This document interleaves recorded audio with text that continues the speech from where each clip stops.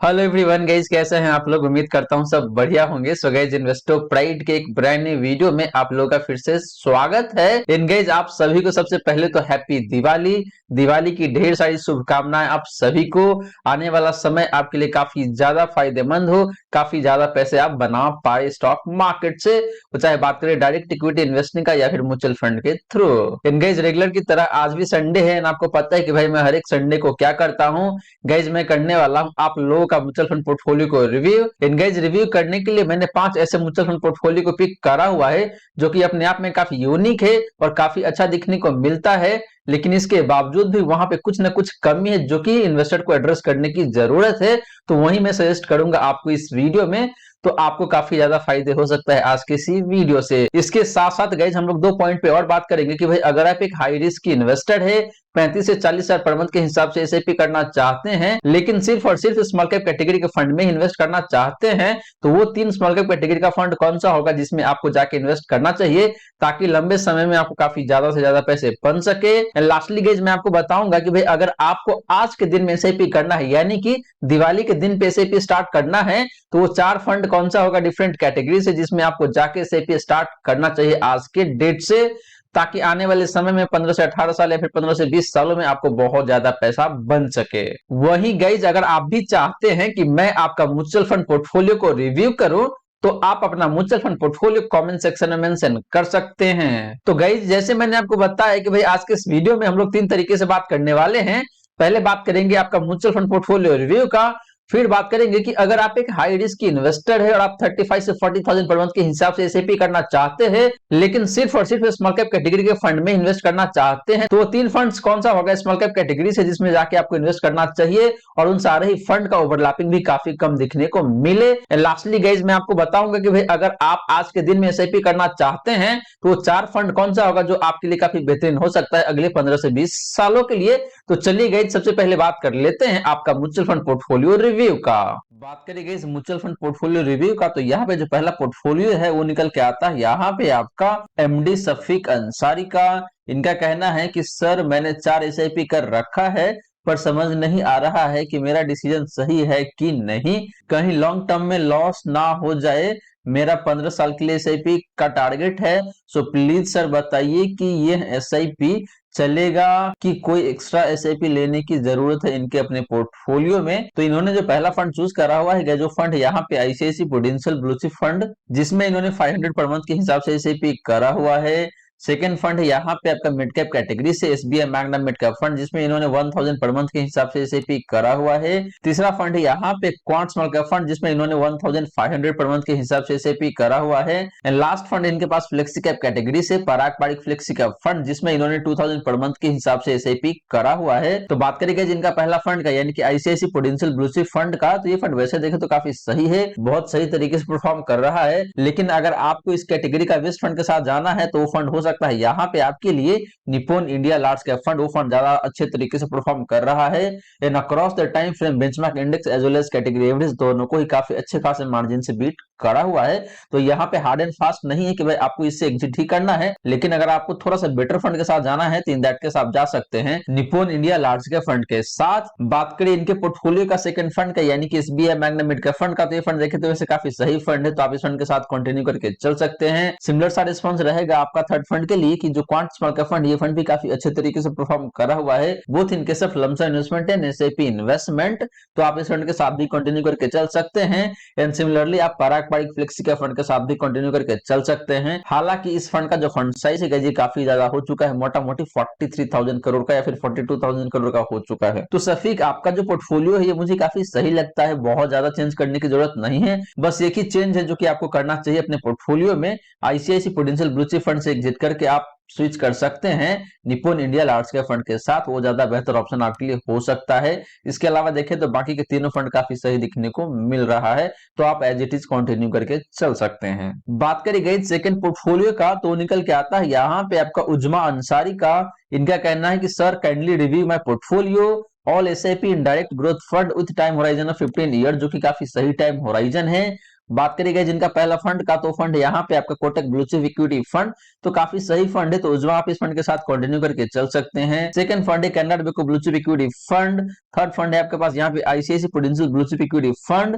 तो मेरा सजेशन यहाँ पे ये है कि भाई आपने तीनों के तीनों लार्ज कैप इक्विटी फंड ले रखा है अपने पोर्टफोलियो में, जो कि बिल्कुल भी जरूरत नहीं है। तो यहाँ पे आपको क्या करना चाहिए कि भाई जो Kotak blue chip equity fund है या फिर आपका जो ICICI prudential blue chip equity fund है, इन दोनों फंड से आप एग्जिट करके कंटिन्यू कर सकते हैं Canara bank blue chip equity fund के साथ। ये ज्यादा बेहतर ऑप्शन रहेगा आपके लिए। बाकी जो पैसा बच जाएगा आपके पास एग्जिट करने के बाद, उस पैसों को आप ऐड कर सकते हैं Canara bank blue chip equity fund में ही, वो ज्यादा बेहतर ऑप्शन रहेगा। या फिर मेरा सजेशन यहाँ पे एक और है कि भाई आप अपने पोर्टफोलियो में एक प्योर मिड कैप कैटेगरी का फंड भी ऐड कर सकते हैं, और जो पैसे रिलीज होगा लार्ज कैप फंड से एग्जिट करने के बाद, उस पैसे को आप ऐड कर सकते हैं एक प्योर मिड कैप फंड के साथ, और वो फंड रहेगा यहाँ पे आपके लिए Motilal Oswal mid cap fund. बात करें इनके पोर्टफोलियो का चौथा फंड का, यानी कि एचडीएफसी फ्लेक्सी कैप फंड का, तो ये फंड देखे तो वैसे काफी सही फंड है, काफी अच्छे तरीके से परफॉर्म करा हुआ है, तो आप इस फंड के साथ कंटिन्यू करके चल सकते हैं, कहीं कोई दिक्कत वाली बात नहीं है।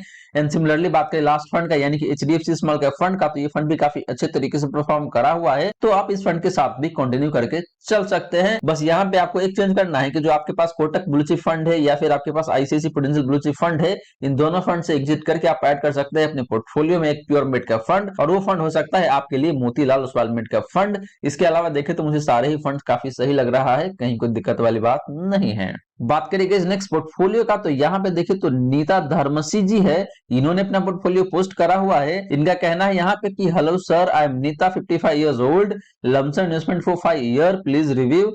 इनके पास जो पहला फंड है, जो फंड यहाँ पे आपका HDFC index fund Nifty plan, जिसमें इन्होंने 4 लाख इन्वेस्ट करा हुआ है। सेकंड फंड इनके पास यहाँ पे कोटक इमर्जिंग इक्विटी फंड, इसमें इन्होंने 3 लाख रुपीज इन्वेस्ट करा हुआ है। थर्ड फंड इनके पास पराग पारिक फ्लेक्सी का फंड, जिसमें अगेन इन्होंने 3 लाख रुपीज इन्वेस्ट करा हुआ है। इसके बाद देखें तो इनके पास ICICI prudential blue chip fund, जिसमें इन्होंने 50,000 इन्वेस्ट करा हुआ है। इसके बाद यहाँ पे इन्वेस्को इंडिया फ्लेक्सी का फंड, जिसमें अगेन इन्होंने 50,000 इन्वेस्ट करा हुआ है। इसके बाद इनके पास यहाँ पे Canara bank blue chip equity fund, जिसमें अगेन इन्होंने 50,000 इन्वेस्ट करा हुआ है। एंड बात करें नेक्स्ट फंड का, तो फंड इनके पास यहाँ पे एसबीआई ब्लू चिप फंड, जिसमें अगेन इन्होंने 50,000 इन्वेस्ट करा हुआ है। इसके बाद देखें तो यहाँ पे निपुण इंडिया मल्टी कैप फंड, जिसमें अगेन इन्होंने 50,000 इन्वेस्ट करा हुआ है। एंड फर्दर इनका कहना यहाँ पे है कि I want to invest 2 lakh more, please suggest, thank you. तो गाइज इनके पोर्टफोलियो में देखें तो काफी सारे लार्ज कैप कैटेगरी का फंड देखने को मिलता है, वो चाहे बात करें आप लार्ज कैप इंडेक्स कैटेगरी का या फिर large cap active mutual fund. तो इनका एज है 55 ईयर का, तो मैं समझ सकता हूँ कि भाई ये कम रिस्क लेना चाहते हैं, इसीलिए लार्ज कैप कैटेगरी के फंड में ज्यादा पैसे इन्वेस्ट करा हुआ है। लेकिन इनको अपने पोर्टफोलियो को बैलेंस करने के लिए mid cap and small cap category का जो फंड है वहां पे भी थोड़े बहुत पैसे डालना चाहिए। तो जो 2 लाख रुपए इनके पास पड़ा हुआ है, उस 2 लाख रुपए को ये इन्वेस्ट कर सकते हैं स्मॉल कैप फंड में एंड मिड कैप फंड में। जो मिड कैप फंड इनके लिए बेहतर हो सकता है वो फंड यहाँ पे आपका HDFC mid cap opportunity fund, आप जाके 1 लाख रुपए इस मिड कैप कैटेगरी के फंड में इन्वेस्ट कर सकते हैं। वही बात करें स्मॉल कैप फंड का, जिसमें आपको जाके 1 लाख रुपए इन्वेस्ट करना चाहिए, तो वो फंड हो सकता है यहाँ पे आपके लिए एक्सिस स्मॉल कैप फंड। इस फंड में जाके आपको 1 लाख रुपए इन्वेस्ट कर देना चाहिए। तो जो 2 लाख रुपए आपके पास अभी है, उस 2 लाख रुपए को आप इन दोनों फंड में 1-1 लाख रुपए करके इन्वेस्ट कर सकते हैं। और मेरा सजेशन यहाँ पे ये भी रहेगा कि आपके पास बहुत ज्यादा लार्ज कैप कैटेगरी का फंड है, तो आप चाहे तो 1-2 फंड से एग्जिट भी कर सकते हैं और mid cap and small cap में पैसे को बढ़ा सकते हैं, या फिर जो फ्लेक्सी का फंड है वहां पे भी पैसे आप बढ़ा सकते हैं। लाइक आपका पराग पारिक फ्लेक्सी का फंड हो गया, वहां पे आप थोड़े बहुत पैसे और बढ़ा सकते हैं, वो ज्यादा बेनिफिशियल रहेगा आपके लिए। बात करेंगे नेक्स्ट पोर्टफोलियो का, तो यहाँ पे प्रहलाद राठौर है, इन्होंने अपना पोर्टफोलियो पोस्ट करा हुआ है और इनका कहना है कि sir please review my portfolio. इनके पास जो पहला फंड है, जो फंड है यहाँ पे आपका निप्पॉन स्मॉल कैप फंड, जिसमें इन्होंने 2000 पर मंथ के हिसाब से एसआईपी करा हुआ है। सेकंड फंड है यहाँ पे इनके पास SBI Magnum mid cap fund, फिर है यहाँ पे इनके पास HDFC mid cap opportunity fund, फिर निकल के आता है यहाँ पे आपका कोटक इमर्जिंग इक्विटी फंड, फिर है पराग पारिक फ्लेक्सी का फंड, एंड इसके बाद देखें तो यहाँ पे ICICI prudential blue chip equity fund. And इन्होंने लमसम भी करा हुआ है 2 फंड में, पहला फंड यहाँ पे axis mid cap fund and दूसरा फंड यहाँ पे आपका HDFC mid cap opportunity fund. तो गाइस पहले बात कर लेते हैं प्रहलाद का एसआईपी इन्वेस्टमेंट का। तो इनके पास जो पहला फंड है निप्पॉन स्मॉल कैप फंड, ये फंड काफी सही है, तो प्रहलाद आप इस फंड के साथ कंटिन्यू करके चल सकते हैं। बात करें सेकंड फंड का, यानी कि SBI Magnum mid cap fund का, and third fund HDFC mid cap opportunity fund का, तो ये दोनों फंड देखे तो वैसे काफी सही तरीके से परफॉर्म करा हुआ है और काफी अच्छे तरीके से परफॉर्म कर भी रहा है। लेकिन मेरा सजेशन यहाँ पे ये रहेगा कि आप इन दोनों में से या फिर कह लीजिए तीनों में से कोटक इमर्जिंग इक्विटी फंड भी देखे तो एक मिड कैप कैटेगरी का फंड ही है, तो आप इन तीनों में से सिर्फ एक ही फंड रखे, वो ज्यादा बेहतर ऑप्शन रहेगा आपके लिए। और वो फंड हो सकता है यहाँ पे HDFC mid cap opportunity fund, यानी कि आपको SBI Magnum mid cap fund से भी एग्जिट करना है and Kotak emerging equity fund से भी एग्जिट करना है, और जो पैसे रिलीज होगा इन दोनों फंड से उस पैसे को आप ऐड कर सकते हैं HDFC mid cap opportunity fund के साथ। बात करें इनका नेक्स्ट फंड का यानी कि पराग पारिक फ्लेक्सी कैप फंड का, तो ये फंड वैसे काफी सही फंड है, तो आप इस फंड के साथ कंटिन्यू कर सकते हैं। एंड बात करें लास्ट एसआईपी फंड का यानी कि ICICI prudential blue chip equity fund का, तो ये फंड देखें तो वैसे ठीक है, लेकिन अगर आपको इससे बेटर फंड के साथ जाना है लार्ज कैप कैटेगरी का, तो आप जा सकते हैं Nippon India large cap fund के साथ, वो ज्यादा बेहतर ऑप्शन मुझे दिखता है। लास्टली बात करें आपका लमसम इन्वेस्टमेंट का, तो आपने एक्सिस मिड कैप फंड में इन्वेस्ट करा हुआ है 50,000, और ये फंड देखे तो वैसे अच्छा परफॉर्म नहीं करा हुआ है। अगर आप बात करते हैं पिछले 3 सालों का टाइम फ्रेम का, तो मेरा सजेशन यहाँ पे ये है कि भाई आपको इस फंड से एग्जिट कर जाना चाहिए और आप किसी और फंड के साथ जा सकते हैं। लाइक आपके पास जो एसआईपी चल रहा है उसी में टॉप अप कर सकते हैं, वो ज्यादा बेहतर ऑप्शन आपके लिए होगा। एंड बात करें आपका सेकंड फंड का यानी कि HDFC mid cap opportunity fund का, तो ये फंड काफी सही है, तो इस फंड में आपने जो लमसम करा हुआ है 50,000 का, आप उसको एज इट इज कंटिन्यू करके चल सकते हैं। बात करें गाइस नेक्स्ट पोर्टफोलियो का, तो यहाँ पे देखें तो अर्पन क्रिएटेड या फिर अर्पन क्रिएटेड है, इन्होंने अपना पोर्टफोलियो पोस्ट करा हुआ है और इनका कहना है कि sir please review my mutual fund portfolio.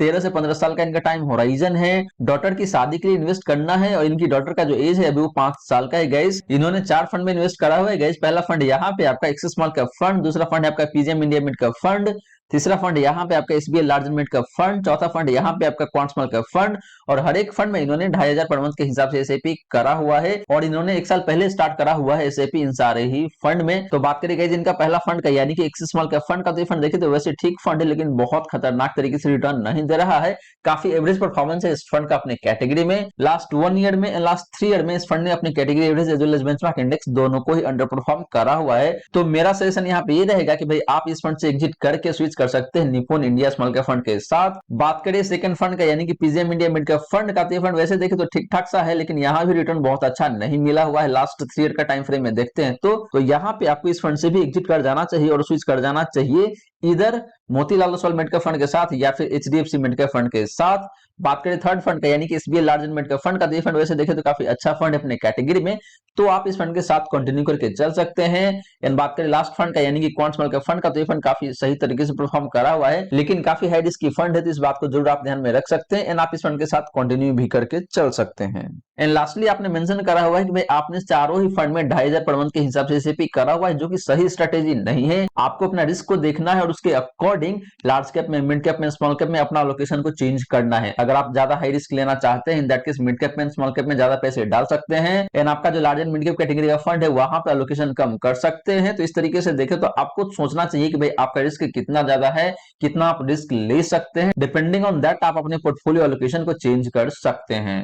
तो गाइज ये रही बात आपका म्यूचुअल फंड पोर्टफोलियो रिव्यू का। अब चलिए गाइज बात करते हैं कि भाई अगर आप एक हाई रिस्क इन्वेस्टर है और आप 35 से 40 हजार रुपए इन्वेस्ट करना चाहते हैं म्यूचुअल फंड में और आप सिर्फ और सिर्फ स्मॉल कैप कैटेगरी के फंड में इन्वेस्ट करना चाहते हैं, तो वो 3 स्मॉल कैप कैटेगरी का फंड कौन सा होगा जिसमें आपको जाके इन्वेस्ट करना चाहिए। और गाइस यहाँ पे कंडीशन ये है कि भाई इन तीनों फंड के बीच में जो ओवरलैपिंग है वो काफी कम होना चाहिए। बट गाइस वीडियो में आगे बढ़ने से पहले आपने वीडियो को अभी तक लाइक नहीं किया हुआ है देन प्लीज वीडियो को लाइक करें, साथ के साथ गाइस चैनल को सब्सक्राइब नहीं किया हुआ है देन प्लीज सब्सक्राइब कीजिए चैनल को, नोटिफिकेशन बेल ऑन करके ऑल पे क्लिक कर लीजिएगा ताकि जब भी इस चैनल पे वीडियो लेके आऊंगा सारे ही वीडियो का नोटिफिकेशन आपको मिलता रहेगा। एंड गाइज अगर आप भी चाहते हैं कि मैं आपका म्यूचुअल फंड पोर्टफोलियो को रिव्यू करूं तो आप अपना mutual fund portfolio comment section में मेंशन कर सकते हैं। तो चलिए गाइज बात कर लेते हैं उन तीनों ही स्मॉल कैप फंड्स के बारे में जो कि आपके लिए काफी बेहतरीन हो सकता है अगर आप सिर्फ और सिर्फ स्मॉल कैप कैटेगरी के फंड में इन्वेस्ट करना चाहते हैं। तो गाइज बात करें विनीत 2700 का, तो इन्होंने अपना क्वेश्चन पूछा हुआ है और इनका कहना यहाँ पे ये है कि I am N aggressive investor, want to invest 35 to 40,000 per month in small cap funds. Please suggest the purpose is to build some corpus in 5 years to be used in redevelopment of my building. तो इनको अगले 5 सालों में अपना building को बनाना है फिर develop करना है, उसके लिए ये स्मॉल कैप कैटेगरी के फंड में इन्वेस्ट करना चाहते हैं 35 से 40,000 पर मंथ के हिसाब से। तो कौन कौन सा फंड होगा जो कि इनके लिए बेहतरीन हो सकता है। तो गाइस यहाँ पे मैंने 3 फंड को चूज करा हुआ है और हम लोग 3 तरीके से बात करेंगे। पहले बात करेंगे आपका हिस्टोरिकल रिटर्न का, फिर बात करेंगे डिफरेंट रिस्क रेशियोज का, एंड लास्टली गाइज हम लोग बात करने वाले हैं पोर्टफोलियो ओवरलैपिंग का। गाइज मैंने 3 स्मॉल कैप कैटेगरी का फंड को चूज करा हुआ है, तो तीनों फंड के बीच में ओवरलैपिंग कितना है वो भी काफी इंपॉर्टेंट हो जाता है, तो इसीलिए यहाँ पे ओवरलैपिंग भी देखना काफी जरूरी है। तो गाइज बात करें पहला फंड का, तो जो फंड मैंने चूज करा हुआ है वो फंड यहाँ पे आपका निप्पॉन स्मॉल कैप फंड। बात करें गाइज इस फंड का हिस्टोरिकल रिटर्न का, तो सबसे पहले बात करते हैं यहाँ पे लास्ट 1 ईयर का। तो लास्ट 1 ईयर में जो परफॉर्मेंस है इस फंड का वो निकल के आता है यहाँ पे आपका 37.25% का। बात करेंगे पिछले 3 सालों का, तो पिछले 3 सालों में इस फंड ने काफी अच्छे तरीके से परफॉर्म करा हुआ है 44.38% का। एंड बात करेंगे लास्ट 5 ईयर का, तो यहाँ पर रिटर्न काफी अच्छा देखने को मिलता है 26.52% का।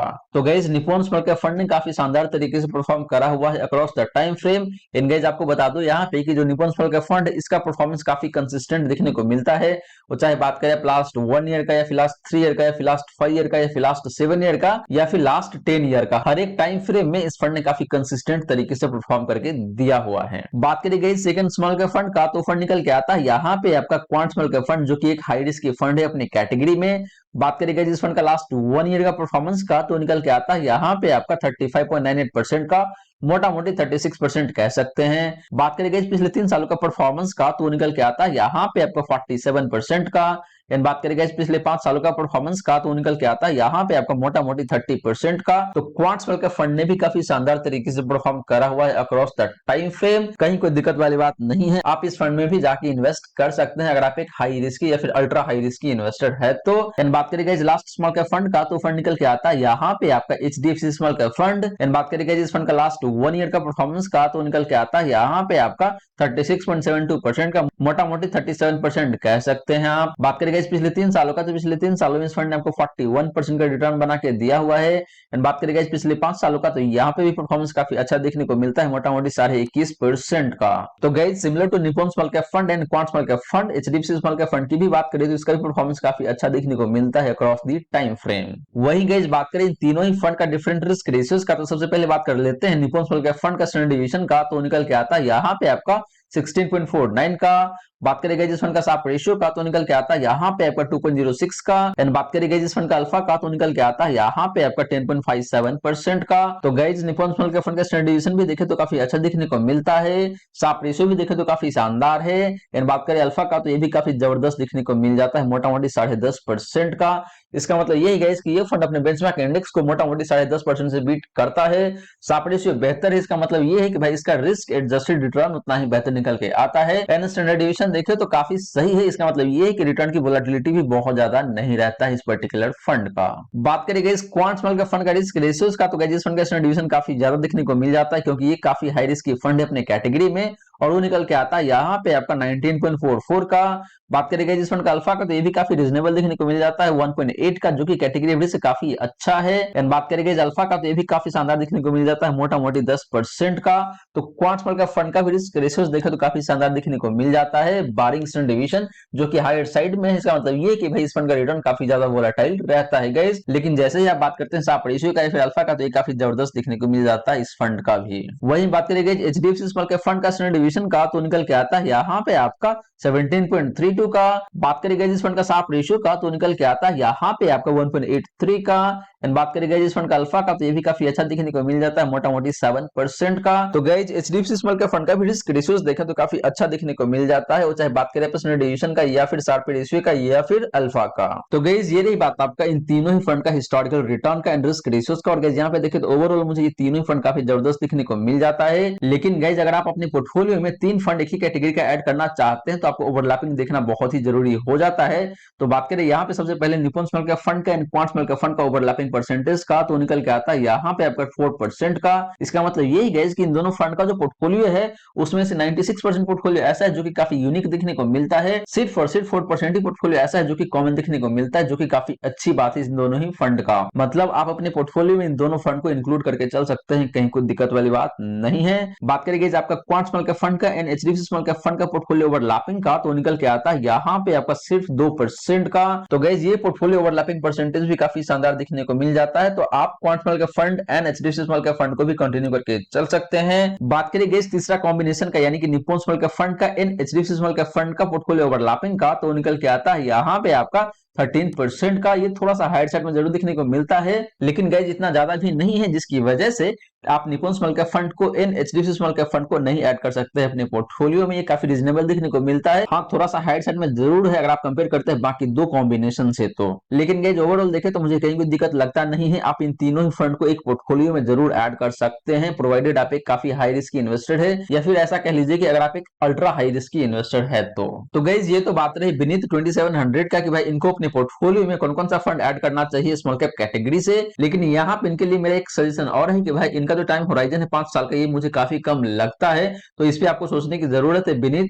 अगर आपको लगता है कि भाई आप इसको थोड़ा सा एक्सटेंड कर सकते हैं लाइक 8 ईयर 10 ईयर, तो आप करें, ज्यादा बेहतर आपके लिए हो सकता है। लास्टली गाइस बात करें कि भाई अगर आपको आज के दिन में एसआईपी करना है, यानी कि जो दिवाली का दिन है आज के दिन में अगर आपको एसआईपी करना है अगले 15 से 20 सालों के लिए या फिर 15 से 18 सालों के लिए, तो कौन सा 4 फंड होगा जिसमें आपको जाके इन्वेस्ट करना चाहिए, जो कि आपको काफी ज्यादा पैसे बना के दे सकता है और रिस्क भी देखे तो काफी मैनेज रहेगा, काफी बैलेंस रहेगा। तो गाइस यहाँ पे मैंने 4 फंड चूज करा हुआ है। पहला फंड है आपका निप्पॉन मल्टी कैप फंड, जिसमें आपको जाके इन्वेस्ट करना चाहिए। गाइस मैंने मल्टी कैप फंड क्यों चूज करा हुआ है, क्योंकि मल्टी कैप फंड आपको काफी बैलेंस तरीके से रिटर्न बना के देता है।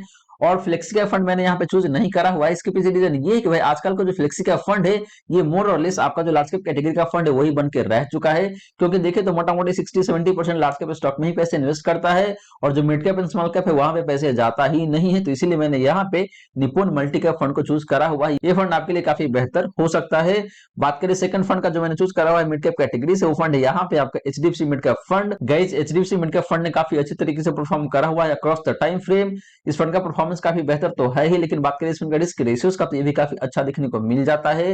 एंड सिमिलरली बात करें इस फंड का डाउनसाइड प्रोटेक्शन का तो ये भी काफी शानदार देखने को मिल जाता है। तो आपको मिड कैप कैटेगरी से एचडीएफसी मिड कैप फंड को ऐड करना चाहिए अपने पोर्टफोलियो में अगर आप आज के दिन में स्टार्ट करना चाहते हैं एसआईपी। तो बात करेंगे इस थर्ड फंड का जो मैंने चूज करा हुआ है आपके लिए, फंड है यहाँ पे आपका SBI Contra fund.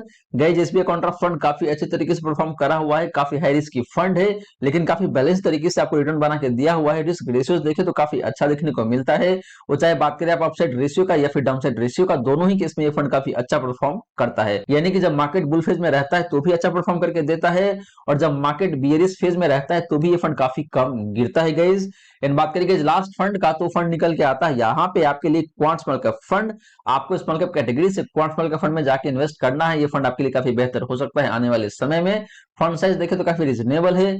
Risk ratios देखे तो काफी हाइट साइड में जरूर दिखने को मिलता है, स्पेशली बात करें स्टैंडर्ड डिवीजन का। तो कहने का मतलब यही गाइस कि क्वांट स्मॉल कैप फंड का रिटर्न थोड़ा सा ज्यादा वोलेटाइल रहता है, तो इस बात को आप जरूर ध्यान में रख सकते हैं। तो गाइस अगर आप दिवाली के दिन में एसआईपी करना चाहते हैं म्यूचुअल फंड में, तो आप इन चारों फंड में जाके इन्वेस्ट कर सकते हैं। लॉन्ग टर्म में आपको काफी ज्यादा पैसे बना के दे सकता है। तो गाइस ये रही सारी की सारी बातें जो हमने किया इस वीडियो में, और गाइस यहाँ पे मैंने आपको 5 ऐसे पोर्टफोलियो रिव्यू करके दिया है जो कि अपने आप में काफी यूनिक दिख रहा था, लेकिन कुछ चेंजेस है जो कि करना पड़ेगा इन्वेस्टर को।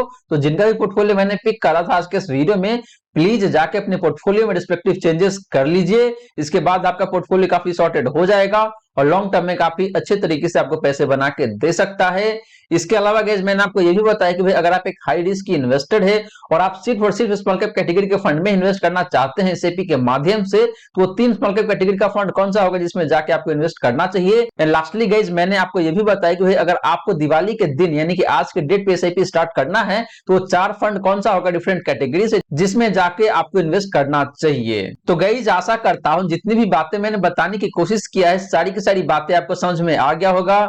मन में अगर कोई डाउट है, कोई क्वेश्चन है, तो कमेंट सेक्शन में पूछ लीजिए।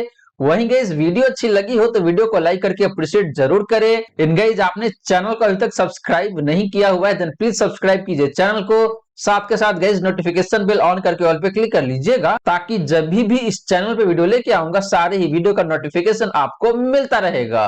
So guys thank you so much for watching this video. मिलते हैं अगले वीडियो में। जय हिंद, जय भारत।